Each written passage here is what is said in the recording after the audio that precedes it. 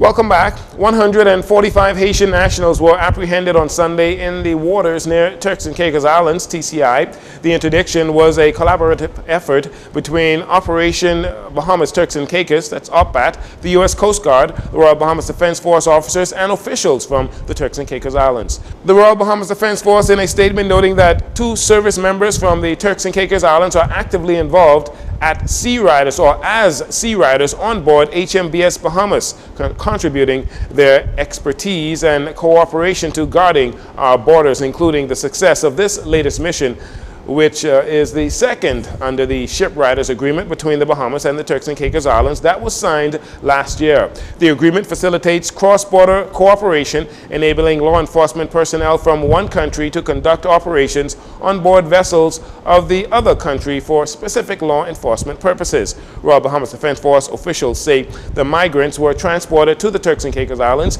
RBDF Commodore Dr. Raymond King is steadfast in his commitment to fostering enhanced collaboration between the Royal Bahamas Defense Force and local law enforcement agencies as well as regional partners. In this instance, the collaborative efforts underscore the unwavering partnership between the United States, Turks and Caicos Islands, and the Bahamas. It also emphasizes their shared commitment to maritime security and law enforcement operations.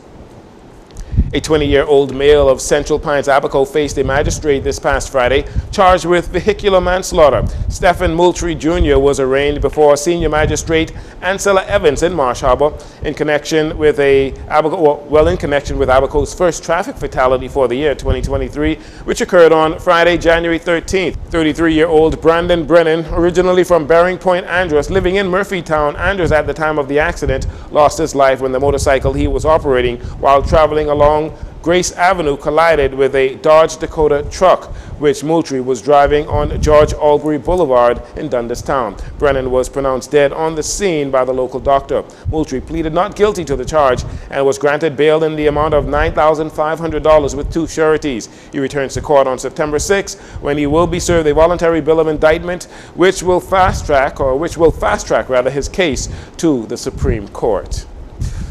On the crime front, police arrested a 33-year-old male of Eastwood, Nassau, Eastwood Estates, following a motorcycle pursuit on Sunday evening.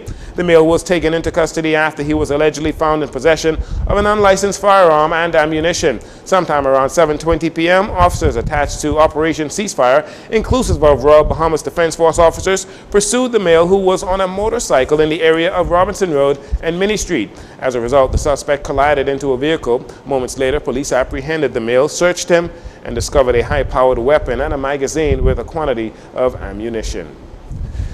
FTX founder Sam Bankman-Fried, 31 years old, who is accused of defrauding clients out of billions of dollars, was jailed on Friday after a United States judge revoked his bail for alleged witness tampering.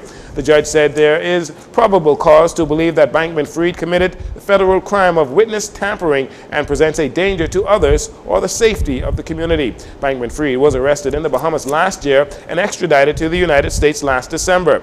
He was indicted on fraud charges in the U.S. after FTX, a cryptocurrency exchange based here in the Bahamas, collapsed last November.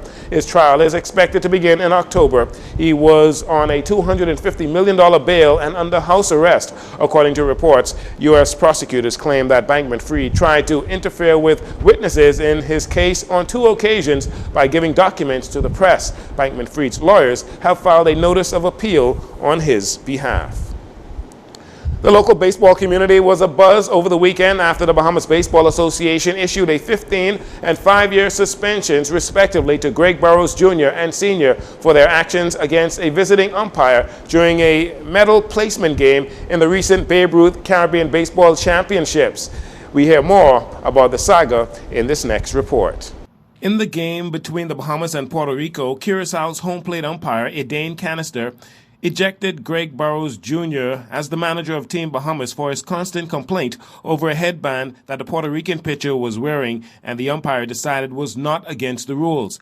However, after Burrows Jr. was ejected and refused to leave the stadium, Greg Burrows Sr., who served as the Babe Ruth League Caribbean Commissioner, approached the umpire of more than 40 years' experience with the view of having Burrows Jr. reinstated, but the umpire refused, and Burrows Sr. threatened to have him removed from from the game and replaced by another umpire, which is against the rules. Meantime, Burroughs Jr. reportedly continued to hurl insults and threats at the umpire from the sidelines. Once the game was over, some 2 hours later, eyewitnesses say Burroughs Jr., who had ample time to cool off, instead attacked the umpire in the umpire's room, throwing water on him, then throwing a water bottle at him in his direction before being restrained. The umpire said in his report that at that moment he feared for his safety. A formal complaint was filed with the Bahamas Baseball Association, the BBA, and a four-member special panel recommended the suspensions with the support of the Babe Ruth League. Burroughs Jr. has been suspended for 15 years and is barred from all local and international baseball competition in any capacity, including player, coach, manager, official, executive, and organizer in the Bahamas. He can appeal to the BBA for reinstatement after 10 years. Burroughs Sr. received a 5-year suspension and likewise cannot represent the Bahamas in any baseball capacity. The ruling was shared with the Ministry of Youth, Sports and Culture, Babe Ruth Caribbean Baseball, and COCABA, the ruling body for baseball in the region under the jurisdiction of the World Baseball Softball Confederation. The tournament featured over 200 players from the Netherlands, Antilles, Cuba, Jamaica, Cayman Islands, Curacao, the Dominican Republic, Aruba, Puerto Rico, United States, Belize, and of course the Bahamas. Since the ruling was handed down on Friday, there have been no public statements from either Greg Burroughs Jr. or Sr. And finally, heading into the FIBA International Basketball Federation Olympic pre-qualification tournament in Argentina, the Bahamas is the top-ranked team in the region. The Bahamas' team includes 4 NBA players. The Bahamas will begin play in the pre-qualifying tournament tonight with a matchup against Cuba at 9:10 p.m. The Bahamas roster features NBA players DeAndre Ayton, Eric Gordon Jr. of the Phoenix Suns, Shavano Buddy Hield of the Indiana Pacers, and Kai Jones of the Charlotte Hornets. The Bahamas is in Group A with Cuba and the host country Argentina. Group B consists of Uruguay, U.S. Virgin Islands, Chile, and Colombia. The top 2 teams from both groups will advance to the semifinals to be played on Saturday. The final is set for Sunday, and the winner will get a berth in the FIBA Olympic qualifying tournaments, joining 19 other countries from this region to compete for a spot at the Paris 2024 Olympic Games. And that'll do it for your JCN Evening News. Once again, I'm Dorino Saunders. Thanks so much for joining us. This segment of the news has been brought to you by Sun Oil Limited.